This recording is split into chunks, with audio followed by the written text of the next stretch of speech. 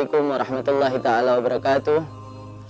Alhamdulillahirabbil alamin wa bihi nasta'inu ala umuri dunya waddin. Wassalatu wassalamu ala asyrafil anbiya'i wal mursalin sayyidina Muhammadin wa ala alihi wa sahbihi ajma'in. Subhanaka la ilma lana illa ma 'allamtana innaka antal alimul hakim. Rabbi syrah li sadri wa yassir li amri wahlul 'uqdatam min lisani yafqahu qawli, amma ba'd. Jamaah Dalwa TV yang dirahmati oleh Allah Subhanahu wa taala. Sesungguhnya salat merupakan perintah yang Allah wajibkan kepada orang-orang yang beriman. Allah tidak memperkenankan bagi siapapun untuk meninggalkan salat. Baik dia pejabat, baik dia rakyat, baik dia orang kaya, orang miskin, semuanya Allah Subhanahu wa taala perintahkan bagi mereka untuk melakukan salat. Oleh karenanya Allah Subhanahu wa taala berfirman dalam Al-Qur'an, "Innas salata kanat 'alal mu'minina kitaban mawquta." Sesungguhnya salat merupakan kewajiban yang Allah perintahkan untuk orang-orang yang beriman yang ditentukan waktunya oleh Allah Subhanahu wa taala. Oleh karenanya, pentingnya salat ini merupakan kewajiban yang langsung diterima oleh Nabi Muhammad SAW pada waktu Isra wal Mi'raj.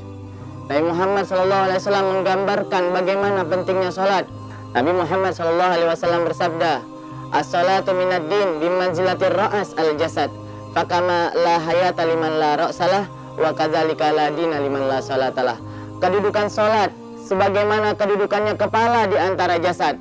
Sebagaimana tidak ada kehidupan tanpa kepala, begitu pula tidak ada agama tanpa salat. Ini menunjukkan bahwa pentingnya melakukan ibadah salat tersebut. Dalam hadis yang lain, Nabi Muhammad SAW bersabda, "As-salatu imaduddin, wa man aqamaha faqad aqamad-din, wa man tarakaha faqad hadamad-din." Salat tersebut merupakan tiangnya agama, pengokohnya agama. Barang siapa yang telah melakukan salat, maka dia telah mendirikan agama, telah mengokohkan agama Islam ini. Begitu pula sebaliknya, barang siapa yang meninggalkan salat, mengabaikan salat, tidak mengerjakan salat, maka dia telah menghancurkan agama Islam, telah merobohkan agama Islam. Salat merupakan ibadah yang sangat agung, yang sangat mulia, yang sangat penting. Tidak dinamakan salat, melainkan itu merupakan silah bainana wa bainallah Subhanahu wa taala. Itu merupakan penyambung antara kita dengan Allah Subhanahu wa taala. Pernah suatu ketika sahabat Nabi Muhammad SAW berkata, "Aku tidak pernah mendengar hadis Nabi SAW yang mengatakan seseorang meninggalkan suatu perkara dihukumi kafir kecuali dengan meninggalkan sholat." Maka dari itu, inilah anjuran Nabi Muhammad SAW yang seharusnya kita benar-benar untuk menekuninya, benar-benar untuk melakukan sholat 5 waktu tersebut. Dalam hadis Nabi Muhammad SAW bersabda, "Man taraka shalah muta'ammidan faqad kafara jaharan." Barang siapa yang meninggalkan salat sengaja, maka dia dihukumi kafir secara terang-terangan. Suatu ketika diceritakan ada seorang perempuan datang kepada Nabi Musa alaihissalam.